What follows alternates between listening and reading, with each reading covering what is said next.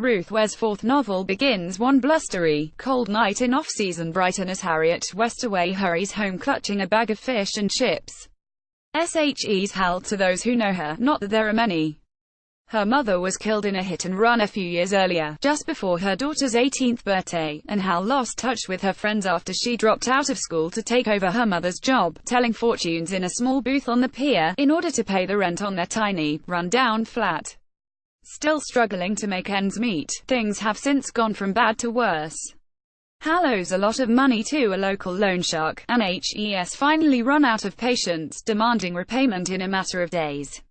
With uncanny timing, the prospect of deliverance arrives in the form of an unexpected letter from a lawyer in Penzance, all but hidden amongst the deluge of red-stamped final notices, informing her that SHES apparently inherited a substantial bequest from her recently deceased grandmother.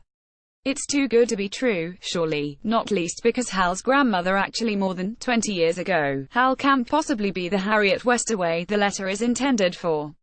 Needs must the SHES got no other way of getting her hands on some money, and, she convinces herself, if anyone had the skills to turn up to a strange house and claim a woman she'd never met as her grandmother, it was Hal.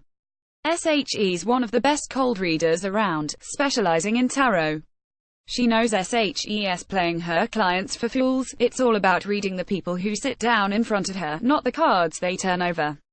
Old Baggage by Lissa Evans. Review: a delight from start to finish. Ware's fourth novel reaffirms her position as one of the best, and not to mention Sunday Times and New York Times best-selling, thriller writers around today.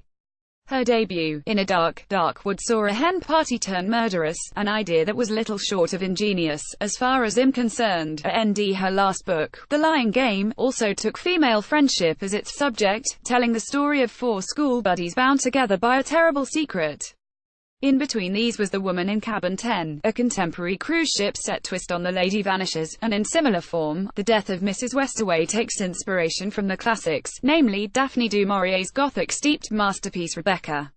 Trepassen House, Mrs Westaway's huge home, is immediately reminiscent of Manderley, where confirming her readers' suspicions when she compares the crotchety old housekeeper Mrs Warren to du Maurier's creepy Mrs Danvers, as well as Agatha Christie. The setup of a family riddled with secrets gathering for the reading of the matriarch's last will and testament is straight out of the Queen of Crime's pages. This cleverly plotted murder mystery meets psychological family drama is dark enough to send a shiver down one's spine even on the hottest summer's day. The Death of Mrs Westaway is published by Havel Secker.